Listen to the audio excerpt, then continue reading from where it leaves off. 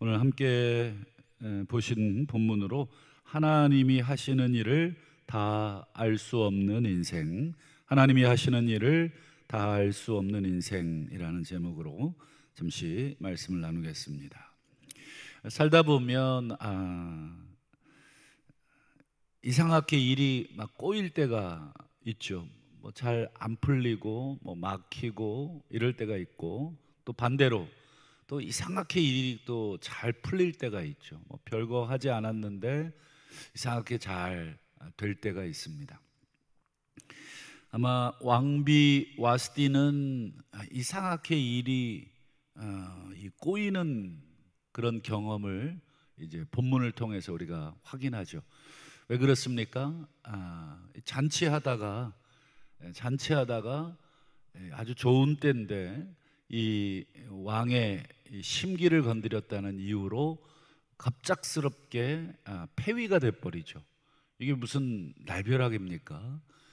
가장 최고의 자리에서 가장 나락으로 떨어지는, 뭐 무슨 일을 했습니까? 뭐 이렇게 따져보면 왕의 어떤 좀 수치스러운 행동들을 요구하는 그런 것들에 이렇게 좀 여인으로서 거부했던 것뿐인데, 그거 하나가 폐위될 정도인가?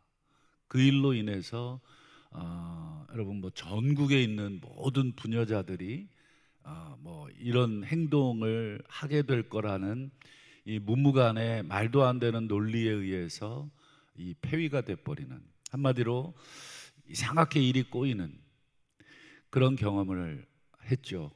근데 반대로 또 이상하게 별거 하지 않았는데 일이 또 잘 풀리는 그런 경험, 바로 오늘 이제 에스더라고 하는 이 여인이 그렇습니다. 별거 하지 않았습니다. 근데 이상하게 일이 잘 풀리는데, 오늘 그 부분을 우리가 함께 좀 보려고 합니다. 이제 어제 보신 대로 이 무무간이라고 하는 문고리 소위 7인방 중에 한 명입니다. 최측근 신하 7명 중에 한 명이 무무간이라는 신하인데, 이 신하 때문에, 이 신하의 소위 발언 한마디 때문에 이 나라의 어머니 격인 이 왕후를 폐위시키죠. 1절을 한번 보시면 이런 일이 벌어집니다. 아하수에로 왕의 분노가 그침에, 사람이 흥분을 하게 되면 순간 이성적인 판단보다는 이제 감정적인 판단을 하게 되죠. 근데 이제 흥분이 가라앉고 노가 그치게 되면 이성이 발동을 하게 됩니다. 그래서 두 가지를 생각을 합니다. 와스디와 그녀가 행한 일, 왜 그랬을까? 내가 무례한 요구를 했나? 근데 사실은 우리 성경에는 없지만 이 유대 학자에 의하면 굉장히 무례한 요구였을 거다. 내가 왜 그랬을까? 아마 이 술이 왼수였겠죠. 사람이 술 취하게 되면 이성을 잃고 또 자기에게 가지고 있는 힘을 막 무분별하게 사용할 때가 있죠. 두 번째는 이 아하수에로 왕이 내린 조서를 생각합니다. 여러분, 이 페르시아의 법은 왕이 한번 내린 조서, 자기가 인장을 찍은 이 조서는 왕이 스스로 바꿀 수가 없는 법이 있습니다. 한마디로 자기 스스로도 왕이지만 한번 결정한 법은 못 바꾼다. 법을 만들 때 굉장히 신중해야 됩니다. 이거는 자기도 못 바꾸는 법이기 때문에 이 법 자체가 그렇게 되어 있습니다. 그걸 생각을 했다는 것은 이성이 돌아왔다, 이런 뜻입니다. 그러면 아유 잘했어 라고 판단할 수도 있겠고, 굉장히 후회할 생각도 할 수 있겠죠. 여러분, 만약에 아하수에로 왕이 자기가 행한 일에 대해서 생각을 해봤을 때 이거 내가 잘못했구나, 이거 그때 이 무무간의 말, 또 이 대신들의 말을 내가 너무 쉽게 들었구나, 그러면서 이 분노의 화살이 자칫 왕후를 다시 왕후의 자리, 와스티를 왕후의 자리로 다시 복귀는 못 시킵니다. 그러나 이 신하들을 죽일 수는 있겠죠. 이성이 돌아오면서 그 아하수에로 왕의 이 판단이 다시 바뀔 수 있고 새로운 국면에 접어들 수 있죠. 자칫하면 이 무무간을 중심으로 한 이 신하들, 그때 그런 결정을 내리도록 왕을 충동질하고 또 선동했던 그 신하들 자칫하면 다 위험에 빠질 수 있죠. 그래서 이 측근 신하들, 이 측근이라는 말에서 알 수 있듯이 늘 왕 옆에서 왕의 눈과 귀가 되어주고 또 이 입이 되고 있는 이 측근들이 있죠. 아주 재빠르게 이 아하수에로가 그런 생각을 하고 있다, 과거를 약간 회상하면서 후회하고 있다는 이 눈치가 백단 아니겠습니까? 그러니까 어떤 조치를 취합니까? 이 제국 내에 아름다운 처녀들을 불러 모아서 그 중에 새로운 왕비를 간택하십시오 라고 하는 새로운 제안을, 와스티를 빨리 잊어야 신하들 목숨도 안전합니다. 그래서 한번 사진을 한번 볼까요? 사진을 한번 보면 여기 노랗게 칠해져 있는 부분이 있죠. 이 전체가 지금 바사 제국의 땅입니다. 어마어마합니다.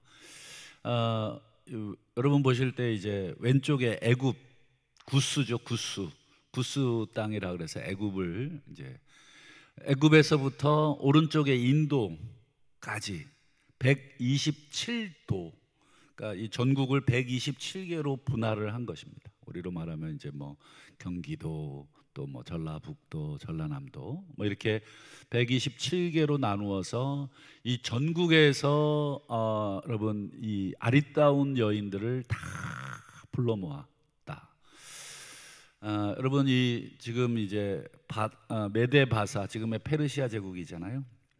예전에 모르겠습니다만 제가 한 20년 전에 이 페르시아, 지금의 이란입니다. 이란을 한번 간 적이 있는데요. 여러분 이란 여성분들 눈이 이만합니다. 눈이 그냥 보기만 해도 뚝 떨어질 것 같아요. 거기다가 히잡을 쓰고 있잖아요. 이렇게 얼굴을 가리고 눈만 이렇게 덩그러니, 그럼 빨려 들어갑니다. 눈 색깔부터 해가지고 아주 그냥 매혹적이고 너무너무 아름다워. 근데 가이드가 우리 한국 우리 소위 말하는 이제 성지순례 팀이었죠. 이렇게 조심하시라고. 이게 이 여성을 그렇게 많이 쳐다보면 이 나라 문화에서는 잘못하면 위험할 수 있다. 그래서 이게 힐끗힐끗 보셔야지 하고 이렇게 넋나간 듯 보시면 안 된다. 그렇게 이제 아름답습니다. 그러니 여러분 이 거대한 제국 내에서 미인이라는 미인은 싹 다 불러 모았습니다. 여러분 그때 누구도 등장하냐면 이제 5절을 한번 보겠습니다. 자, 도성 수산, 이 수산궁, 이게 겨울 궁일 텐데요. 한 유다인이 있으니 이름은 모르드게. 이 모르드게의 뜻은 마루둑은 나의 주인, 이런 뜻입니다. 이 마루둑은 이 당시에 그 이방 신의 이름인데요. 어쨌든 뭐 이름이 페르시아식 이름입니다. 이 모르드게라는 사람이 있는데 족보가 기록되어 있습니다. 어디 족보입니까? 베냐민. 여러분 이걸 좀 기억해 두실 필요가 있습니다. 왜 베냐민이라고 하는 이 족보를 기록했을까? 이제 뒷부분에 가면 조금 더 설명을 드리도록 하고요. 어쨌든 베냐민 후손은 누구의 지파이냐면 여러분 이 사울 왕족의 후예입니다. 이거 굉장히 중요한 것이. 사도 바울도 자기를 베냐민 지파요, 자기도 왕의 후손이다. 뭐 우리로 말하면 전주 뭐 이시다, 뭐 이런 거죠. 이 모르드게에게는 사촌 여동생이 한 명 있는데 그 이름이 바로 에스더입니다. 별이라고 하는 뜻을 가진 에스더. 이것도 이제 페르시아식 이름인데요. 7절을 한번 보실까요? 모르드게이의 삼촌의 딸이니까 이 사촌 여동생이 되겠습니다. 하닷사, 이거는 유대식 이름이고요. 에스더는 페르시아식 이름입니다. 에스더는 부모가 없었으나 용모가 곱고 아리답다. 그래서 에스더의 부모가 죽은 후 이 모르드게가 사촌 오빠가 딸처럼, 아마 나이 차이가 좀 있었던 것 같습니다. 딸처럼 양육하더라, 이렇게 돼 있죠. 아마 모르드게도 이 에스더가 어릴 때부터 예쁘고 그렇게 해서 이런 사건에 또 왕비를 뽑는다는 이 뭐 내용을 알고 있었겠죠. 그래서 에스더를 왕궁의 이 후보로 들여보내죠. 그래서 에스더도 그 수많은 이 경쟁자들을 뚫고 그 중에 한 후보 멤버로 간택이 됩니다. 아까 서두에 말씀드렸듯이 뭐 에스더가 뭐 별거 한 거 없습니다. 그런데 그 경쟁률, 제가 아까 잠깐 우스갯소리로 말씀드렸는데 이 어마무지하게 예쁜 사람들 가운데 여러분 에스더가 뽑혔다. 여러분 잘생긴 사람, 예쁜 사람 막 한 100명, 1000명 보잖아요. 그러면 아무 감흥이 없어요. 다 똑같이 생겼습니다. 다 예쁘고 다 잘생겨서 뭐 특별히 구분을 못 합니다. 이게 도대체 뭐 어떻게 이 구분을 지어야 될까 싶을 정도로. 그 중에 에스더가 뭐 정말 아무리 뭐 이쁘더라도 미인들 가운데 여러분 있으면 그렇게 예쁜 줄 모릅니다. 그처럼 이상하게 에스더가 그 안에 들어갑니다. 자, 그다음 더 이상한 게 있어요. 우리 9절을 한번 보실까요? 자, 헤게가 이제 이 후궁들을 관리하는 총책임자 넷인데요. 이 헤게가 이 처녀는 이제 누구냐면 에스더겠죠. 이 처녀를 좋게 보고, 직역하면 에스더가 이 헤게의 눈에 좋아 보였고 이렇게 됩니다. 수많은 이 아름다운 이 여인들 중에 에스더가 이 헤게의 눈에 좋아 보였다. 그리고 뒤에 보시는 것처럼 은혜를 베풀기 시작합니다. 여러분 이 헤게가 총 이 주관자인데 이 주관자의 눈에 들어오고 그리고 은혜를 이 주관자가 베풀기 시작한다. 그래서 여러분 여기 보시면 우리 여기 본문에는 화면에는 없지만 왕궁에서 의뢰 주는 7 궁녀를 에스더에게 붙여줍니다. 의뢰 준다는 말은 우리가 뭐 다 모든 사람에게 주는 게 아니라 직역을 하잖아요. 그러면 이 특별히 선발된 이런 뜻입니다. 특별히 선발된 7명의 이 궁녀들을 에스더에게 붙여줘요. 한마디로 특별 관리를 받도록. 그리고 뒤에 보시는 것처럼 이 에스더와 궁녀들을 후궁 아름다운 처소로 옮겼다는 게 뭐예요? 아름답다고 우리가 번역되어 있지만 직역을 하면 가장 좋은이란 뜻입니다. 그러니까 여러 후보들이 기숙사 생활을 할 것입니다. 여러 공간에 이제 아마 나누어지겠죠. 그 중에 에스더와 7 뽑힌 최고의 이 궁녀들은 가장 좋은 이 소위 말해서 이 장소로 이 헤게가 이동을 시켜주죠.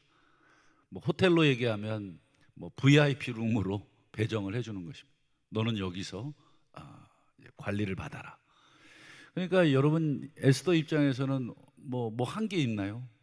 뭐 헤게한테 뭐 윙크를 했나요? 뭘 아무것도 하지를 않았는데 이상하게 이 에스더는 지금 일이 잘 풀려가고 있는 것입니다.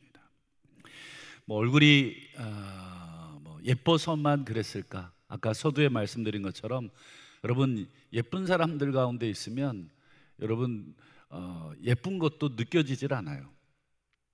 그러니까 얼굴이 비단 예뻐서 이 헤게의 눈에 들어왔고 헤게에게 은혜를 받았다고만 얘기하기에는 뭔가 부족합니다. 그러니까 이 에스더에게는 무엇인가 보이지 않는 어떤 이상한 힘이 지금 작용하고 있거나 역사하고 있다고밖에 느낄 수 없는, 그러니까 아까 말씀드린 거 이상하게 일이 잘 될 때가 있다고 말씀드렸죠. 뭐 별거 하지 않았는데 뭐 일이 잘 되고, 뭐 자식들이 잘 되고, 사업이 잘 되고, 또 뭐 여러 가지가 잘 될 때, 딱 에스더가 지금 그런 상황이 되는 것입니다.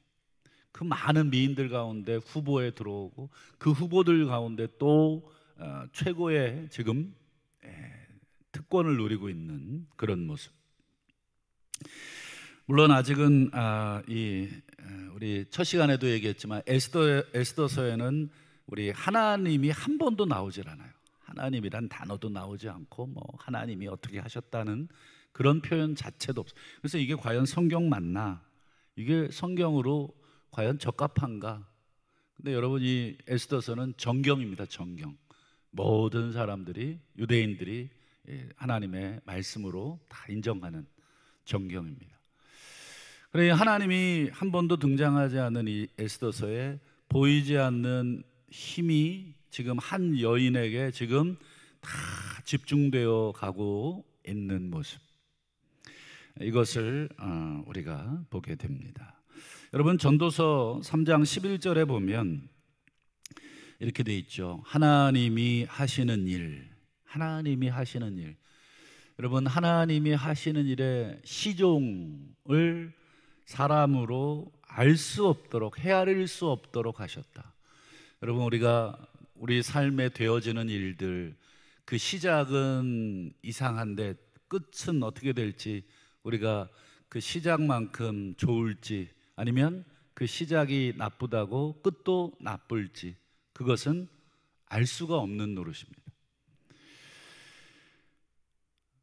우리 와스디만 해도 왕후가 될 때 얼마나 시작이 좋았습니까? 그러나 이 폐위가 될지 누가 알았겠습니까? 반대로 에스더는 포로민으로 지금 와서 아마 3대쯤 살고 있었던 것으로 봅니다. 3대나 4대쯤. 그러니까 이미 이 고국에 대한 기억 자체가 없습니다.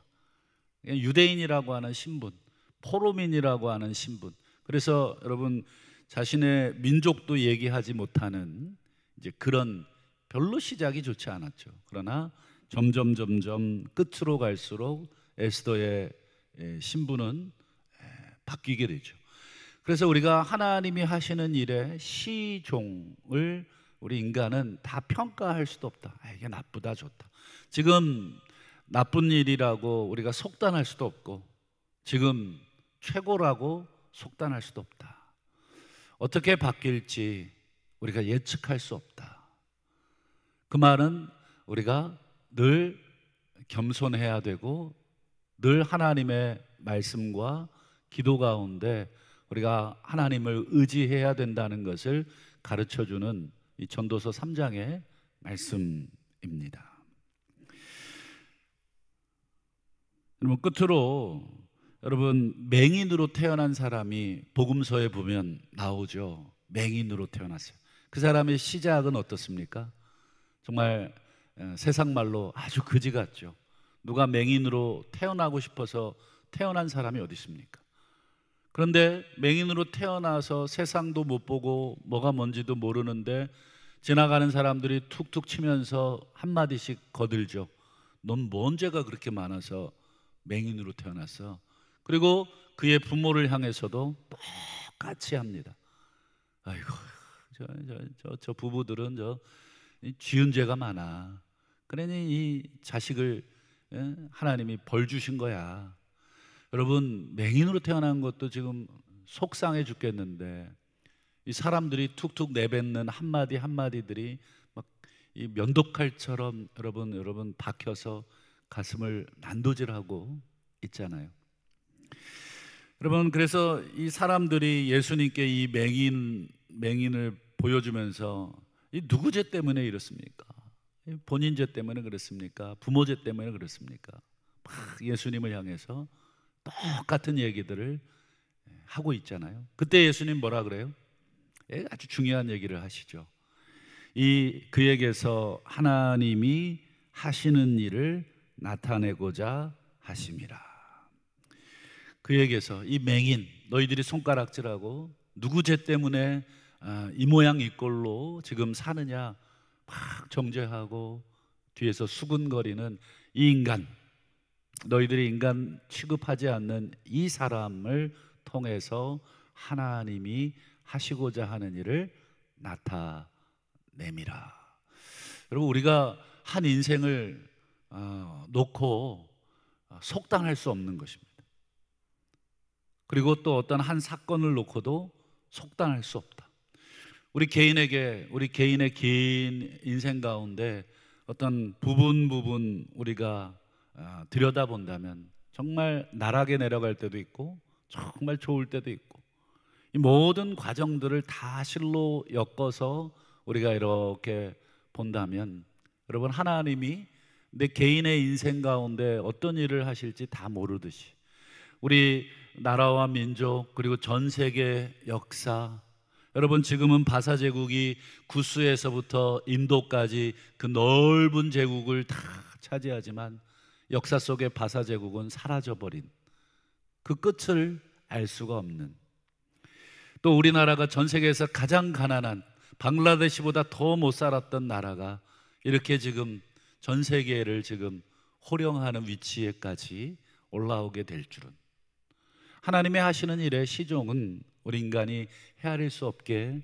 하셨다. 그 말은 오늘도 매 순간 우리의 삶이 지금 지옥 같고 또 반대로 천국 같고 이런 것에 일희일비하지 않고 하나님께서 우리의 긴 호흡으로 우리의 인생을, 우리의 가정을, 또 우리의 자녀들을, 또 우리 나라와 민족을, 전 세계의 역사를, 또 하나님의 나라를 이끌어가고 계심을 우리가 인정하고 날마다 말씀 속에서, 그리고 기도하는 가운데 겸손히 하나님의 은혜를 구하고 하나님의 은혜에 붙드는 그런 복된 인생 다 되실 수 있기를 주님의 이름으로 축원합니다.